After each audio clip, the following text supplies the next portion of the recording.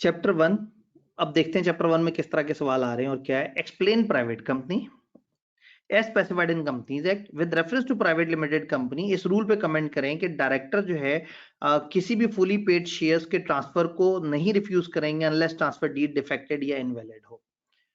तो private company और उसकी शर्तें पूछी हैं और कहा कि आप एक्सेप्शन बताएं इस रूल की कि अगर डायरेक्टर अगर कोई शख्स शेयर ट्रांसफर के लिए अप्लाई करे तो हम उसको रिफ्यूज नहीं करेंगे। तो हम कहेंगे जाहिर है प्राइवेट कंपनी के अंदर हमने रिस्ट्रिक्शन डाली हुई है, तो वहां ट्रांसफर डीड ठीक भी होगी तो भी हम रिफ्यूज कर देंगे क्योंकि वो एक प्राइवेट कंपनी है। तो प्राइवेट कंपनी की डेफिनेशन पूछी है और पूछा है कि बताएं क्या अगर ट्रांसफर डीड वैलिड भी हो तो कौन सी सिचुएशन में इनकार होगा। तो हम कहेंगे प्राइवेट कंपनी के केस में आपने सीधा सीधा इनकार कर देना है। अल्फा एसोसिएट एक एसोसिएशन ऑफ पर्सन है, ये अपने आप को रजिस्टर कराना चाहते हैं लिमिटेड कंपनी के तौर पे, लेकिन ये वर्ड लिमिटेड नहीं लगाना चाहते। एक एसोसिएशन ऑफ पर्सन है, चंद लोग हैं मिलकर कोई अच्छा काम कर रहे हैं, लेकिन वो लिमिटेड का वर्ड नहीं लगाना चाहते।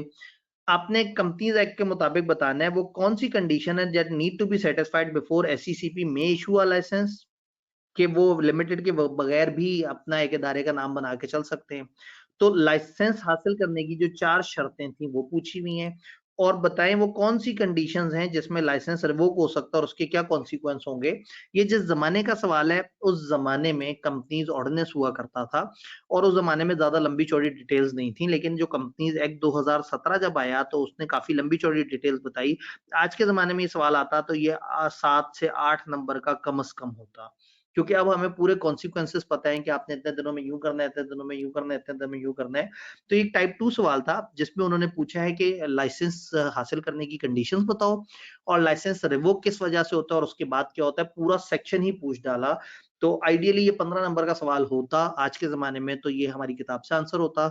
उस वक्त चूंकि इसका आंसर छोटा होता था तो इसलिए उन्होंने नंबर थोड़े से कम किए। तो ये अंडर एलोकेशन ऑफ मार्क्स है और उसके पीछे मैंने आपको रीजन बता दी कि कंपनीज एक्ट में ज्यादा लिखा हुआ है लेकिन कंपनीज ऑर्डिनेंस में कम लिखा हुआ होता था इसके बारे में।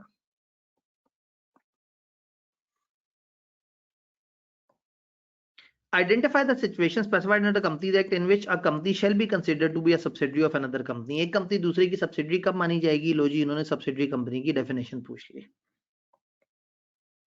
Board of director of Sunrise private limited plan कर रहे हैं कि वो फंड्स रेज करें 80 मिलियन के जनरल पब्लिक से ताकि वो अपने प्रोडक्शन कैपेसिटी वगैरह को मीट कर सकें।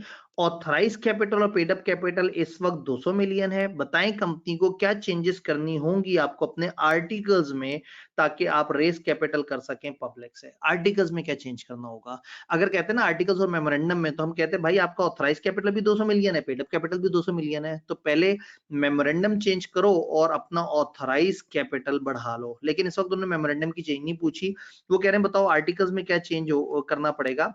एक प्राइवेट कंपनी है और वो प्राइवेट कंपनी अवाम से पैसे मांगना चाह रही है, ये पब्लिक से कहना चाह रही है कि और मेरे लिए सब्सक्राइब करो।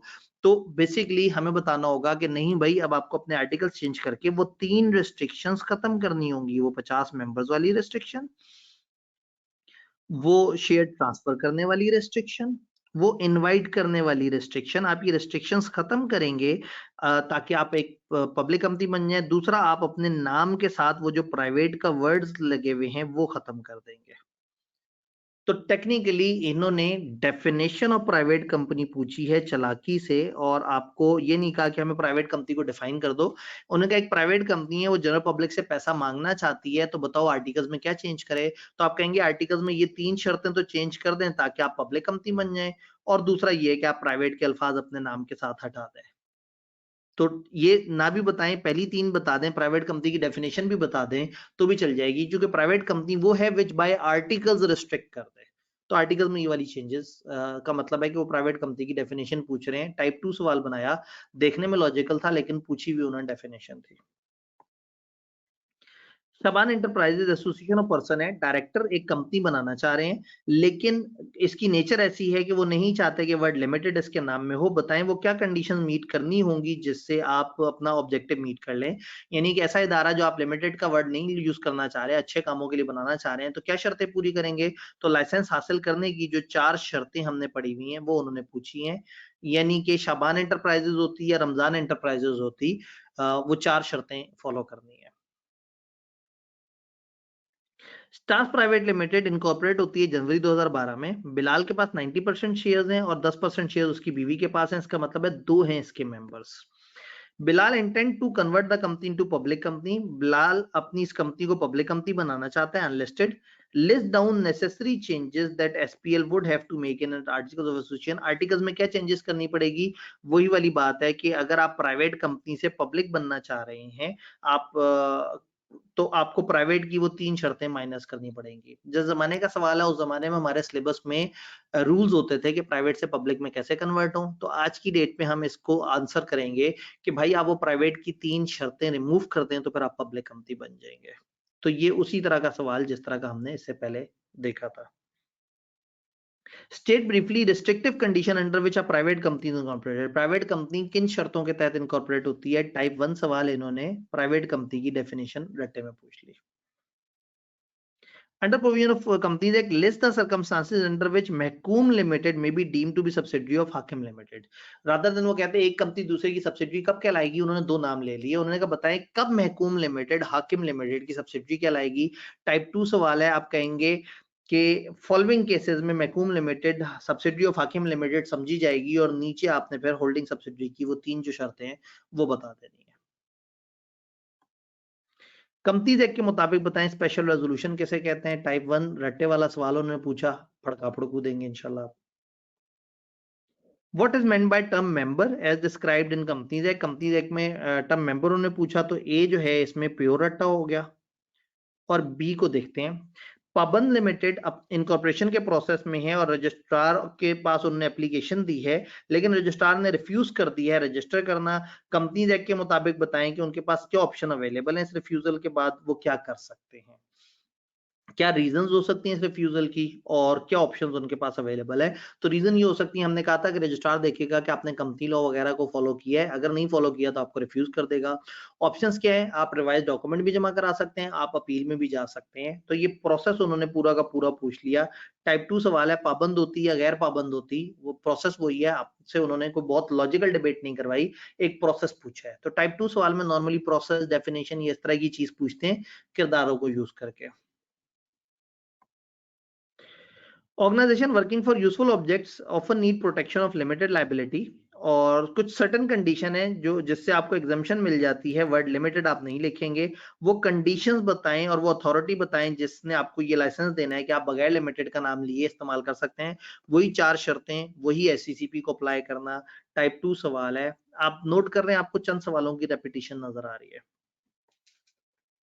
बॉडी कॉर्पोरेट किसे कहते हैं? टाइप 1 सवाल, रट्टा पूछ लिया। रजिस्ट्रार ने आफ्टर रजिस्ट्रेशन जो है वो सर्टिफिकेट ऑफ इनकॉर्पोरेशन इशू कर दिया है, बताएं इस इफेक्ट ऑफ इनकॉर्पोरेशन क्या है। सर्टिफिकेट ऑफ इनकॉर्पोरेशन मिलने का मतलब कंपनी रजिस्टर हो गई है, जो उसके मेंबर्स जिन्होंने नाम दिया था वो डायरेक्टर्स बन जाएंगे, कंपनी प्रॉपर तरीके से काम करेगी और कंपनी में परपेचुअल सक्सेशन है। किताब में एक लिस्ट दी हुई है 3-4 पॉइंट्स की, सीधा सीधा सा रटा, लेकिन चूंकि यहाँ किरदार आ गया अनजान लिमिटेड, तो इसलिए हमने उसको टाइप 2 कह दिया। कंपनीज एक्ट की प्रोविजन बनाए सर्कमस्टांसेस में एक कंपनी दूसरे की होल्डिंग कहलाएगी, रट्टे वाला सवाल। जीटा एसोसिएट रजिस्टर होना चाहती है limited liability company without adding the words limited. एक ही सवाल, एक ही आइडिया, एक ही थीम है, बार बार रिपीट कर रहे हैं। तो जो स्टूडेंट आईकेप में जाने से पहले पास पेपर्स करके गया होता है तो उसको थीम समझ आई होती है कि इसमें से किस किस तरह से सवाल जनरेट हो रहे हैं। लिस्ट द कंडीशन जो उसको सेटिस्फाई करनी होगी कि वो लिमिटेड का वर्ड ना लगाए, तो वही 4 शर्तें आईसीसीबी के पास आप चले जाएं तो आपका काम हो जाएगा। मलिक और आजाद प्रोमोटर है मासूम लिमिटेड के और वो कंपनी का मेमोरेंडम बना रहे हैं। एडवाइस करें कंपनी लॉ के मुताबिक condition required to be fulfil for registering the memorandum. Memorandum को रजिस्टर करने के लिए इनको कौन कौन सी चीजें फुलफिल करनी होंगी, और रेमेडीज बताएं अगर रजिस्ट्रेशन रिफ्यूज हो गई। तो हमने कहा था कि आप क्या करें, आप मेमोरेंडम पकड़ें, आप आर्टिकल पकड़ें, आप डेक्लेरेशन पकड़ें, और आप जमा करा दें ये सारी चीजें मिस्टर रजिस्ट्रार को। और रजिस्ट्रार अगर रिफ्यूज करेगा तो आप उसको रिवाइज डॉक्यूमेंट जमा कराएं, आप अपील में भी जा सकते हैं। तो वो सारी बात आपने यहाँ पे इनको बतानी है। टाइप 2 सवाल है, उन्होंने आपसे प्रोसेस पूछ लिया। मास्टर लिमिटेड इक्विटी इन्वेस्टमेंट करती है बास लिमिटेड में। कंपनीज एक्ट के मुताबिक बताएं वो क्या शर्तें होंगी जिसमें मास्टर जो है वो अब्बास लिमिटेड की सब्सिडरी बन जाएगी या होल्डिंग बन जाएगी। टाइप 2 सवाल। Under provision of companies act discuss how a person may become member of company. Member की डेफिनेशन पूछ ली तो पार्ट ए जो है वो क्रैमिंग वाला बन गया 1। Registrar, after registering the memorandum and articles of association, has issued certificate of incorporation to Shabazz Limited। एक कंपनी का ऑथराइज कैपिटल 300 मिलियन का है। कंपनीज एक्ट के मुताबिक बताएं इस रजिस्ट्रेशन का इंपैक्ट क्या होगा। इफेक्ट ऑफ रजिस्ट्रेशन पूछा हुआ है तो पार्ट बी जो है वो हो गया टाइप 2 सवाल। इफेक्ट ऑफ रजिस्ट्रेशन पूछा है कंपनी के नाम से। License of Cancer Research Association issued under Section 42 of Companies Act was revoked by SCCP। SCCP ने एक इदारे का लाइसेंस कैंसिल कर दिया था क्योंकि उसके अफेयर्स गलत तरीके से चल रहे थे। Briefly discuss the effect of revocation of licence on CRA member and officer. अगर ये लाइसेंस रिवोक होगा तो इसका उनके ऊपर क्या इफेक्ट आएगा। आपको पता है लाइसेंस रिवोक होने के बाद डोनेशन रोक देनी होती है और फिर कंपनी की वाइंडिंग अप और वो सारे प्रोसेस के लिए अप्लाई कर देना होता है। तो टाइप 2 सवाल उसमें इन्होंने कैंसिलेशन ऑफ या रिवोकेशन ऑफ लाइसेंस के बाद का प्रोसेस पूछ लिया। Identify any 4 criteria on the basis of company formed under Section 42 of Companies Act differs from any other limited liability company। 4 वो बातें बताएं जिसमें जो डिफरेंस है।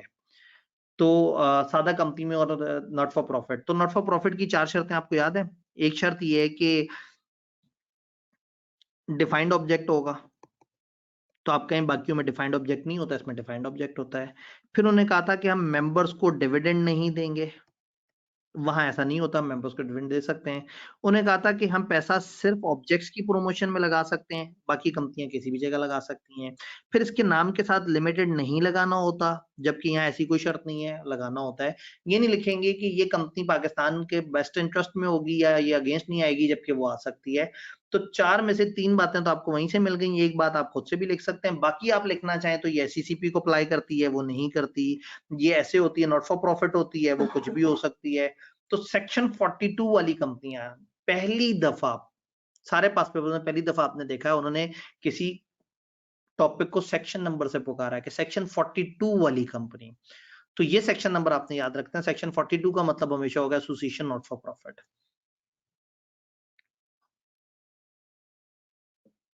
टाइप 1 रट्टे वाला है, लेकिन थोड़ा सा मैं इसे 3 कह सकता हूँ, बहुत ही थोड़ा सा।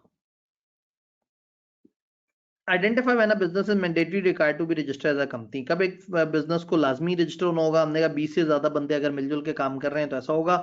इसकी 3 एक्सेप्शंस बता दें, 4 दी हुई हैं, 3 आपने बतानी है। टाइप 1 सवाल रट्टा बेस्ड। अली, साबरा, उबैद और आमिर सब्सक्राइबर थे नैंस लिमिटेड के, जो 1 जनवरी 2020 को इनकॉर्पोरेट हुआ और business of trading of leather jackets करना है। फर्स्ट AGM में वो इलेक्ट हो गए डायरेक्टर। ये कंपनी के मेंबर्स भी हैं और ये डायरेक्टर्स भी हैं। 1 मार्च 2022 को अली और साबरा का एक रोड एक्सीडेंट हो गया और दोनों की डेथ हो गई। कंपनी कौन सी? एक पब्लिक कंपनी है, 4 बंदे हैं, अली, साबरा, उबैद और आमिर। अली और साबरा जो है उनका इंतकाल हो गया, अब बंदे रह गए सिर्फ उबैद और Aamir. After their death, Amir और Ubaid were the only members remained in the company। बताएं कंपनीज एक्ट के मुताबिक duties of Ubaid and Aamir क्या हैं ऊपर की सिचुएशन में। तो हम ये कहेंगे कि ऊपर की सिचुएशन में उबैद और आमिर के जिम्मे ये है कि वो चूंकि मिनिमम नंबर ऑफ मेंबर्स से नीचे चले गए हैं तो वो नंबर ऑफ मेंबर्स बढ़ाने की कोशिश करें, या इन 2 बंदों के जो लीगल रिप्रेजेंटेटिव हैं उनसे कहें कि हाँ भाई ये आपके वालदैन के शेयर्स हैं, आप इसको अपने नाम पे ट्रांसफर करवाएं ताकि हमारी कंपनी चलती रहे। और उनको चाहिए कि वो 180 दिनों के अंदर अंदर ये सारे स्टेप्स ले लें। क्या कॉन्सिक्वेंसेज होंगे अगर उबैद और आमिर ने अपना ये काम सही से नहीं किया? तो हम कहेंगे उबैद और आमिर चूंकि मिनिमम नंबर ऑफ मेंबर से नीचे कंपनी को चला रहे हैं, अगर 180 दिन से ज्यादा उन्होंने कंपनी चलाई और नंबर ऑफ मेंबर्स ना बढ़े तो ये पर्सनली लायबल हो जाएंगे। तो एक टाइप 2 सवाल जिसके अंदर जो है उन्होंने पूछा है कि जी क्या मामला होगा, किस तरह से। वैसे आप इसे चाहें तो टाइप 3 कहते हैं कि हाँ भाई इसमें लॉजिक थी, इसमें आपने थोड़ा सा दिमाग इस्तेमाल करना था। फिर सवाल आया फाइनेंशियल स्टेटमेंट और बॉडी कॉर्पोरेट को डिफाइन करें। फाइनेंशियल स्टेटमेंट आपको याद होगा चैप्टर 11 में हम लोगों ने देखा था और बॉडी कॉर्पोरेट इसी चैप्टर में देखा है। तो ये टाइप 1 सवाल। एक सवाल पूछा, एक कंपनी है, उसके रिसर्च मैनेजर ने आपको शेयर होल्डिंग दी है मुख्तलिफ कंपनीज की, 1 2 3 4 5 ये कंपनीज हैं और 5 ही ऊपर आ रही हैं ये, और 5 वही नाम है। इन 5 कंपनियों ने इन 5 कंपनियों में इन्वेस्टमेंट की हुई है। हर शेयर का 1 वोटिंग राइट है, मतलब उन्होंने सादा एक समरी बनाए ये बताने के लिए कि डीएल और बीपीएल के दरमियान क्या रिश्ता है और सीपीएल और एएल के दरमियान क्या रिश्ता है। मैं सवाल को और पेचीदा कर देता हूँ, मुझे बताएं इनमें से कौन कौन किसकी होल्डिंग और कौन कौन किसकी सब्सिडरी है। टाइम आपके पास है, बैठे न्यूमेरिकल करें। बस टेबल आपके सामने आ गया। मैं पहले समझा दूं इस टेबल को पढ़ना कैसे है। ये कंपनी का नाम है, ये इसका शेयर कैपिटल है। एप्रीकॉर्ड लिमिटेड एएल के 10,000 शेयर्स हैं, बीपीएल के 20,000 शेयर्स हैं, इसके 3 लाख शेयर्स हैं, इसके 4 लाख शेयर्स हैं, इसके 50,000 शेयर्स। ये 10,000 शेयर्स 3,000 सीपीएल ने खरीदे हुए, 3500 डीएल ने खरीदे हुए और 3500 ईएल ने खरीदे हुए। समझ रहे हैं इसको कैसे देखना है। इस 20,000 में से 10,200 एएल ने लिए हुए, 2,000 इसने लिए हुए, 3,800 इसने लिए हुए और 4,000 सीपीएल है। इसके 3 लाख के 3 लाख शेयर्स खरीदे हुए हैं अदर्स ने। अब अदर्स को हमने कुछ लेना देना नहीं है, हमें तो ताल्लुक है ये इन 5 का इन 5 से। इस 4 लाख में से 288 सीपीएल के पास हैं और बाकी इसके पास हैं। इसको आप इग्नोर कर सकते हैं, आप इस कॉलम को इग्नोर कर सकते हैं। अब सवाल ये है कि इनमें से कौन कौन किसकी होल्डिंग है। अच्छी तरह से तसल्ली से, अच्छी तरह से तसल्ली से, जवाब इतना सीधा नहीं है। कौन कौन किस किस की होल्डिंग बन रहा है, इसको करें वर्किंग बना के करें, एरो बना के करें, जैसे भी, लेकिन आपने ढूंढना है कौन कौन किस किस का क्या। बस रूल जहन में रखना है कि 50% शेयर्स डायरेक्टली या इनडायरेक्टली दोनों तरह से होते हैं और इनडायरेक्टली में आपकी लेयर्स भी आ जाती हैं।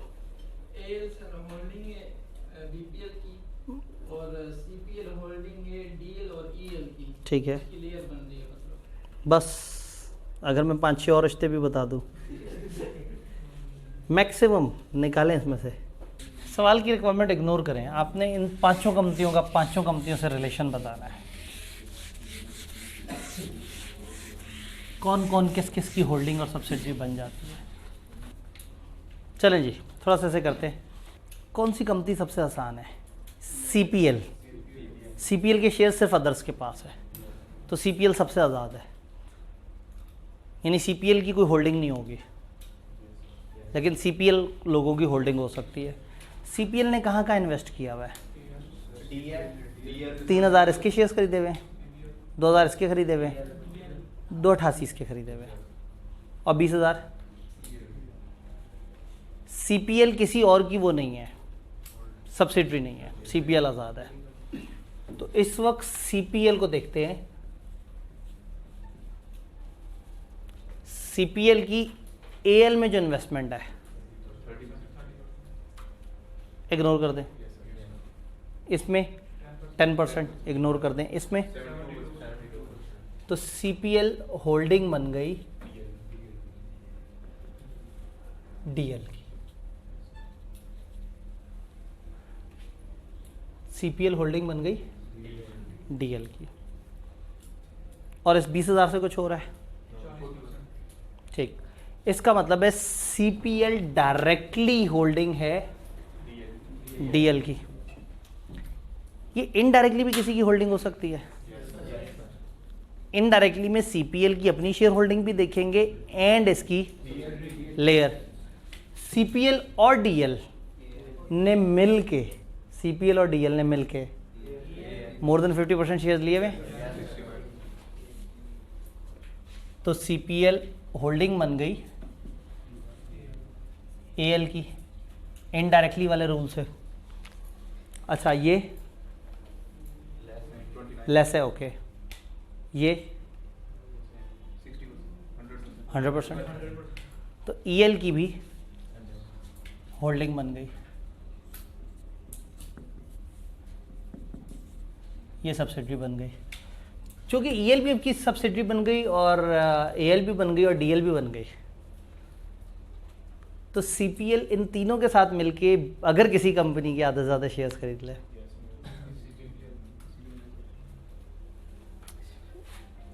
डीएल, एएल और ईएल। एएल यानी बीपी को छोड़ के ये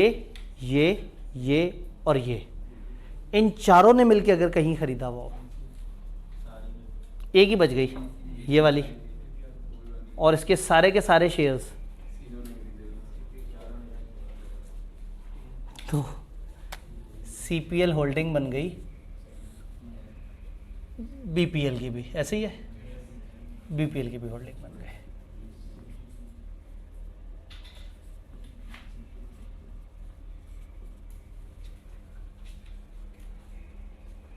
यहाँ तक कोई कन्फ्यूजन तो नहीं? हमने सबसे आसान वाली उठाई थी CPL, इसके सर पे कोई नहीं था। तो ये लोगों, ये कंपनियों को अपनी लेयर्स बनाती गई।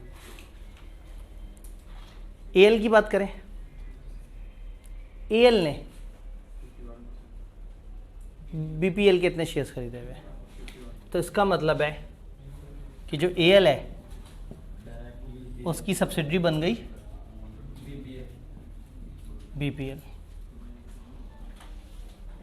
BPL इधर भी मौजूद है, तो हमें दोबारा लिखने की ज़रूरत नहीं है किसकी सब्सिडरी। AL BPL की होल्डिंग बन गई। तो अब AL और BPL ने मिल के भी जहाँ खरीदे हुए होंगे वो भी सब्सिडी बन जाएगी। AL और शुगर इन्होंने मिल के कहीं और नहीं लिए हुए। AL की कहानी ख़त्म हुई। BPL की कहानी देखें, BPL ने ख़रीदा हुआ है किसी को नहीं, लेकिन इसको मुख्तलिफ लोगों ने ख़रीदा हुआ है, उसका हम जिक्र। तो एक काम करते हैं, हम एक तरफ से देखते हैं कि किस किस जगह कितनी इन्वेस्टमेंट की हुई है। DL ने वो डायरेक्टली होल्डिंग नहीं बनी, होल्डिंग नहीं बनी, EL होल्डिंग बन गई। तो DL बन गई होल्डिंग EL की, चूंकि वो होल्डिंग बन गई तो अब DL और EL की मिला के शेयर होल्डिंग भी देखनी पड़ेगी। DL और EL की मिला के शेयर होल्डिंग, तो AL भी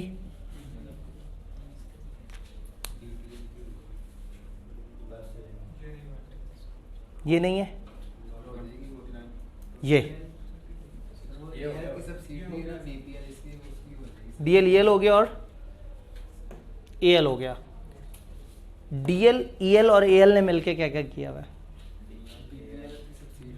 DL AL DL और EL, ये बच गई, BPL बन गई, BPL बन गई।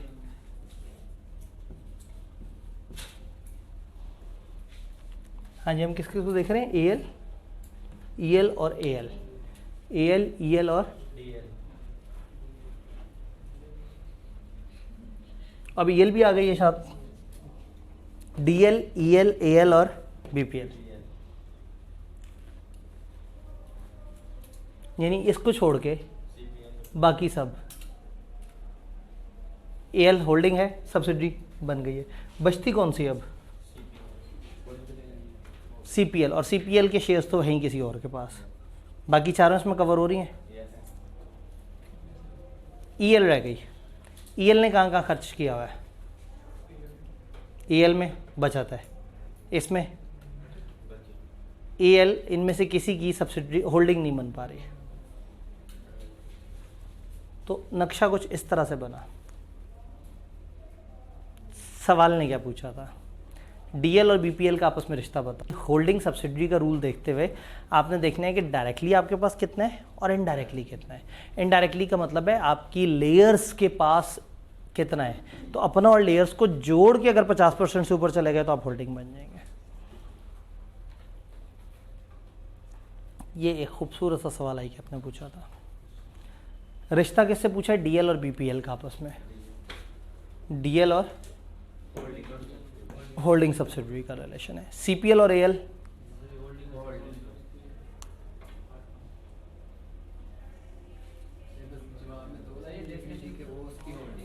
क्या जवाब में 2 लाइनें लिखनी थी? 8 नंबर, इसका मतलब पूरी वर्किंग दिखानी है। पहले लॉ बताना है, लॉ क्या कहता है। लॉ कहता है 3 तरीके होल्डिंग सब्सिडरी बनाने के, फिर बताना है कि किस किस ने किस किस में कितना इन्वेस्ट किया हुआ है, और फिर उसकी सब्सिडरी और लेयर्स के साथ मिला के कितना है। तो ये सारी चीज़ें वर्किंग दिखानी है। यानी कि 4 नंबर का ये है और 4 नंबर का ये है। तो वो भाई जो 4 रिलेशन बता के 3 रिलेशन बता के जो है उन्होंने कहा बस दिस इज़ द मैक्स। तो आई कैप कभी कभी ना बहुत ऊपर खेल रहा होता है। अब आइंदा आपको ये रूल नहीं भूलेगा कि सब्सिडरी के साथ मिला के कैसे काउंट करना है। डन। तो ये एक बड़ा अच्छा सवाल था ऑटम 2022 का जिसको हम लोगों ने देखा। इसका एक सेकंड पार्ट है, उसका आपसे ताल्लुक नहीं है, वो है कि इनमें से कौन कौन सी कंसोलिडेटेड फाइनेंशियल बनाएंगी। अकाउंट्स के चैप्टर में हम जाके पढ़ते हैं कि होल्डिंग और सब्सिडरियाँ मिलके कौन से कंसोलिडेटेड अकाउंट्स बनाती हैं।